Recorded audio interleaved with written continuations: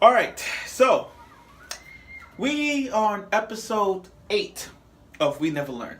Episode 8 of We Never Learn. And I gotta say, this episode is funnier. It's more funny than all the other episodes. I mean, this was clearly fan service in a nutshell. Not to mention fan service, but also Uraka's moment in this. This is Uraka's moment in this episode because the shipping building between Nariyuki and Uraka, this ship like Uraka's getting points in this episode. She's getting points. Now, I know there's been competition going on, like who's best girl and We Never Learn. Oh, we can't study. I get it. This one of those shows that define this one of those shows that makes the Nisekoi or the quintuplets or any of those kind of harem animes that you pick a side, whose side you're fighting for. And sometimes shows like this makes you want to switch sides or keep the way it is. Like the quintuplets, I'm with Miku on this one. With the headphones, I'm with her. So I'm staying with her. And We Never Learn, I'm picking Ogita. Ogita's still best girl for me out of all the girls that he's seen. But with this episode, I feel like after watching this, it makes you guys want to stay with Uraka, or you guys want to switch waifus and go with her. So I'm gonna put that aside. But let me talk about fan service. Funny way how to start off episode 8 of We Never Learn. So what makes things funny? Nariyuki got a cell phone that his mom won. So the funny thing about him is that he doesn't know how to use a phone. I mean, you're telling me after years, you're telling me since high school. I mean, you're telling me right now you're in high school, you don't know how to use a phone. And his thing is, I can't blame him for not having a phone. I mean, he grew up. I mean, if you look where he lives and look at his family's tight, with the budget and the house that he's in, I get it. So I can't argue with the fact he's not up to the devices that we all have in our society, like phones, consoles, all that stuff. I don't blame him. So it's hard for him to even use the phone really hard because he doesn't know how to use an iPhone. He doesn't know how to use it. Okay. Now, as they were studying, they were thinking about studying the bathtub. You're like, was that really work? Nah, it didn't really work. But they did it anyway. They studied in the bathtub. And Nariyuki is trying, as he's studying, he's trying to use his dictionary app to do it. And I'm like, okay, you logged on your phone. You got a Wi-Fi signal that says Bokimo, whatever that Wi-Fi name is. And in the front of your phone, it should have a dictionary app right in front of you. So you can't possibly mistaken this little phone dial as a phone. You can't mistaken this little mail as a dictionary app. The dictionary app is in front of you when you open that app. That's easy. That is legit easy. And I see his app though. He got a phone, he got mail, he got message thing, he got a notepad app or something. But how hard is it to find a dictionary app right in front of your face? And how stupid it was to just like, where's the, I can't. And he mistakenly texting Furuhashi. Now, I get it. The building of Furuhashi and Nariyuki is getting there. Last week, Furuhashi she built more character and more in this relationship that she didn't want to be in. But the relationship that she trying to stay out of the relationship of it, even though she has feelings for him. And I love how they fantasize the whole bathtub thing. Like they texting, they vision it like, I feel like she's in the bathtub too. And they're right behind each other. They feel it. They feel the connection that they're connected. They feel like they're connected to each other while in the bathtub. You know what I mean? Like if I'm in the tub and I see my girlfriend in the tub and we're texting, it's like a shockwave, like a wave of an imagination just kicked me. Like, wait, that means she's in the tub with me. I kind of pictured it. So moving on to Ogita. Ogita is really hot. I mean, she had a towel on. But how funny was as you tried to text it, he tried to go in his app and he accidentally called Ogita. And on the first dial ring, Ogita's father picked up. I'm like, damn, his father Okita's father is really strict. I mean, I get it, being a protective father that he is. I get it why he's doing this. But I love how Okita's in a bath towel, throw a bucket over him and all that stuff. And while Okita's on the phone talking, she got so embarrassed that she actually pictured herself in the tub as well. And she's even freaked out so much that she passed out. Laying in the bed, laying on the sofa with her freaking, with her towel on, all sexy like that. And now Uraka. The last thing Uraka. Like, she was confident. She's like, oh, I'm bathed in the tub too. But in that moment, she just freaked out. She got so embarrassed that I feel like if I'm hearing him, that means I feel like the vibration of the sound connected with him talking, I feel like he's scrubbing me. Funny. And then she's trying to hang up the phone, but literally she just put it on voice call, and it allowed Nariyuki to see her fully naked, and it flipped out. And you talk about fan service. This whole half of the bath scenes in this episode was completely fan service. Seeing all three girls naked and talking to Nariyuki was great and all. That's a way to build up fan service even more.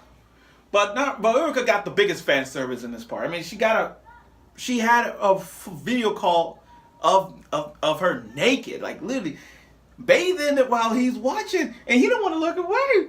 But he's like, yeah, I got it. And as soon as she opened her eyes, she saw him naked too. So I'm like, oh my God. But how stupid are you to not get water resistance on your phone? I mean, how stupid are you, Nariyuki? How stupid are you? Like, you just got a phone. You dropped it in the tub. Don't you know what happens when you put electronic devices in the water? It doesn't work at all. So you gotta get it repaired. You're studying the tub.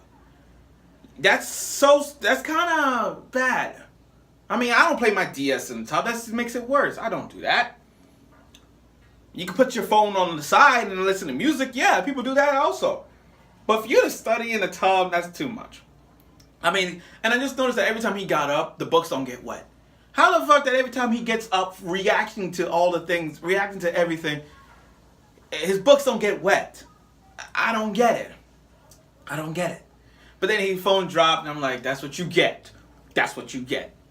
And I like how his sister was checking all the contacts. Like, oh, these girl contacts. 1, 2, 3. And she's so suspicious of his contact that he's like, okay, where's my name? It's like, all these girls in his contact, he got his harem on his phone. The harem app. Now, aside from the tub, we're going to move on to Uraka. Remember I said before, Uraka got mad shining points in this episode. She got her points. She got her points in the second half of this episode. Building up confidence, taking up for this tournament. But too much excitement, studying got her passed now. And Nariyuki was kind enough to take her to the hospital. But Uraka hugged him? Say his name? Yo, he was so turned on by that. But as soon as the swimming club girls come in, he literally went under the bed, and I'm like, why would you do that in the infirmary? You could have just stayed in. Oh, hi, I'm just looking after her. But I bet the other girls would say I think the girls will say the same thing, like, oh, is that your girlfriend and all that stuff? But he had under the bed, allowing this Uraka swimming girls to I heard he's going out with a third year, all that stuff. Okay, see, funny. And how funny was the next day he hit his head on the pole the moment he saw Uraka.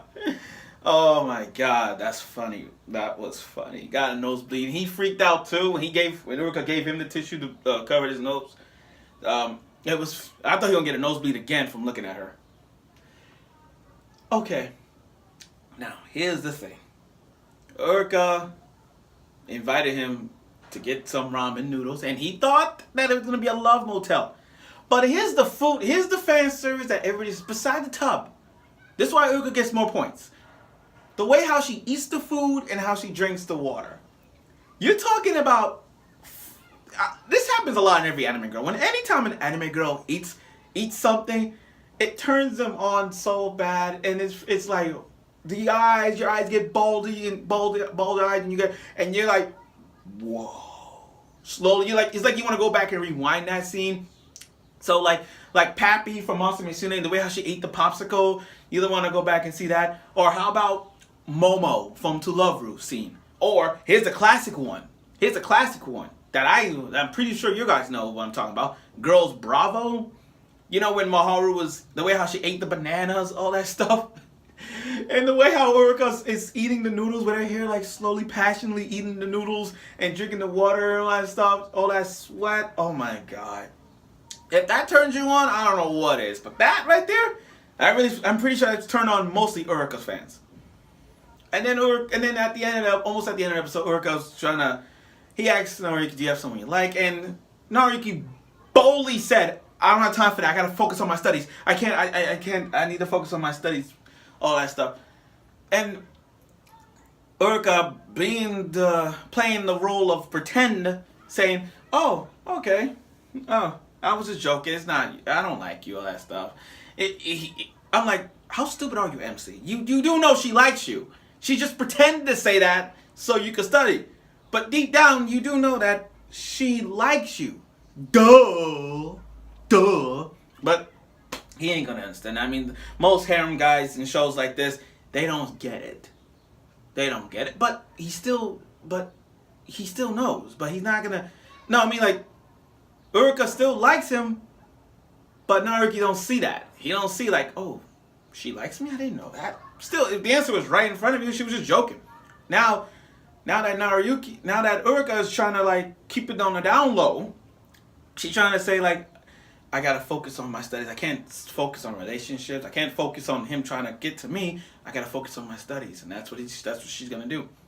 Now next week is gonna be the teachers episode. So for all of you TILFs out there, for all of you who like the sensei in this episode, who likes the sensei in this show, I can guarantee you that next week is gonna be a lot of her showing. So oh yeah, by the way, I'm probably not gonna do this next Saturday.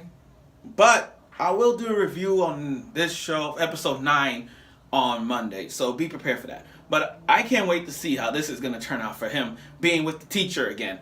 It's going to be another episode of Why the Hell Are You Teacher moment that we're going to get next week. So I look forward to it.